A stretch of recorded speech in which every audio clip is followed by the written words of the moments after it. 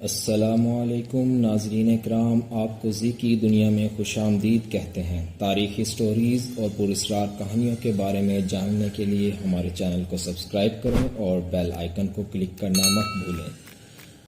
صلاح الدین نے نئی یا بہتر فوجی تکنیکوں کو استعمال کرنے کی بجائے بڑی تعداد میں بے قابو افواج کو متحد اور نظم و ضبط کر کے طاقت کے فوجی توازن کو اپنے حق میں کرنے میں کامیابی حاصل کی۔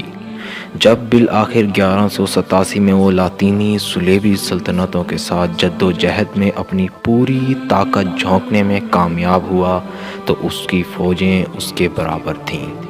4 جولائی 1187 کو اپنی عسکری سمجھداری اور اپنے دشمن کی طرف سے اس کی غیر معمولی کمی کی وجہ سے صلاح الدین نے شمالی فلسطین میں طبریاس کے قریب حطین کے مقام پر صلیبیوں کی ایک تھکی ہوئی اور پیاسی پاگل فوج کو ایک ہی جھٹکے میں پھنسایا اور تباہ کر دیا۔ اس ایک جنگ میں صلیبیوں کی صفوں میں بہت زیادہ نقصانات ہوئے کہ مسلمان جلد ہی یروشلم کی تقریباً پوری مملکت کو زیر کرنے میں کامیاب ہو گئے۔ ایکڑ، تورون، بیروت، سیڈون، ناصرت، کیسریا، نابلس، جافا اور اسکالون 3 ماہ کے اندر گر گئے۔ لیکن صلاح الدین کی عظیم کامیابی اور پوری صلیبی تحریک کو سب سے زیادہ تباہ کن دھچکا 2 اکتوبر 1187 کو اس وقت لگا جب یروشلم شہر، جو مسلمانوں اور عیسائیوں دونوں کے لیے مقدس ہے، نے 88 سال کے بعد فرانسس کے ہاتھوں سے صلاح الدین ایوبی کی فوج کے حوالے کر دیا۔ صلاح الدین نے 1099 میں یروشلم میں مسلمانوں کے قتل عام کا بدلہ شہر کے تمام عیسائیوں کو قتل کر کے لینے کا منصوبہ بنایا، لیکن اس نے انہیں ان کی آزادی خریدنے کی اجازت دینے پر رضامندی ظاہر کی، بشرط یہ کہ عیسائی محافظ مسلمان باشندوں کو بے دریغ چھوڑ دیں۔ اس کی اچانک کامیابی، جس نے 1179 میں دیکھا کہ صلیبیوں نے صرف 3 شہروں پر قبضہ کر لیا، تاہم ٹائر پر قبضہ کرنے میں اس کی ناکامی کی وجہ سے متاثر ہوا۔ ایک تقریباً ناقابل تسخیر ساحلی علاقہ جس کی طرف حالیہ لڑائیوں کے بکھرے ہوئے عیسائی بچ گئے، یہ لاطینی جوابی حملے کا ریلنگ پوائنٹ ہونا تھا۔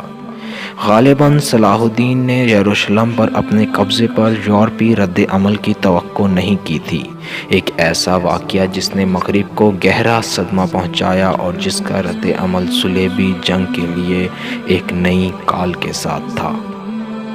بہت سے عظیم رئیسوں اور مشہور شورویروں کے علاوہ اس صلیبی جنگ تیسری نے 3 ملکوں کے بادشاہوں کو جدوجہد میں لا کھڑا کیا۔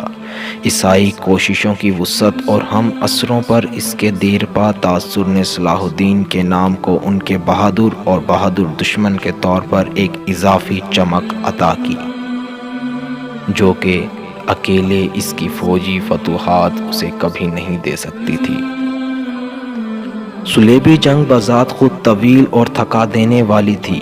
واضح ہونے کے باوجود، بعض اوقات رچرڈ اول کی فوج ذہانت کے باوجود، اس میں صلاح الدین کی سب سے بڑی لیکن اکثر غیر تسلیم شدہ کامیابی ہے۔ تھکے ہوئے اور ناخوشگوار جاگیردارانہ محصولات کے ساتھ، جو ہر سال صرف ایک محدود سیزن لڑنے کے لیے پرعزم ہے، اس کی ناقابل تسخیریت اسے عیسائیت کے سب سے بڑے چیمپئنز کا مقابلہ ڈرا کرنے کے قابل بنائے گی۔ صلیبیوں نے لیوناٹائن کے ساحل پر ایک غیر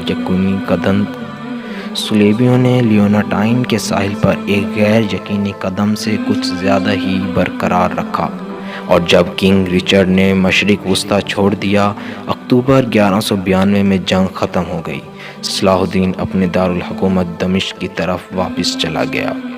جلد ہی انتخابی مہم کے طویل موسم اور کاٹھی میں یہ نہ ختم ہونے والے گھنٹوں نے اسے پکڑ لیا اور وہ مر گیا۔ جب اس کے رشتہ دار پہلے ہی سلطنت کے ٹکڑوں کی تلاش میں تھے، اس کے دوستوں نے پایا کہ مسلم دنیا کے سب سے طاقتور اور سب سے زیادہ سخی حکمران نے اپنی قبر کی ادائیگی کے لیے اتنی رقم نہیں چھوڑی تھی کہ صلاح الدین کا خاندان ایوبیت خاندان کے طور پر مصر اور پڑوسی سرزمین پر حکومت کرتا رہا، جو 1250 میں مملوک خاندان کے ہاتھوں موت کے گھاٹ اتر گیا۔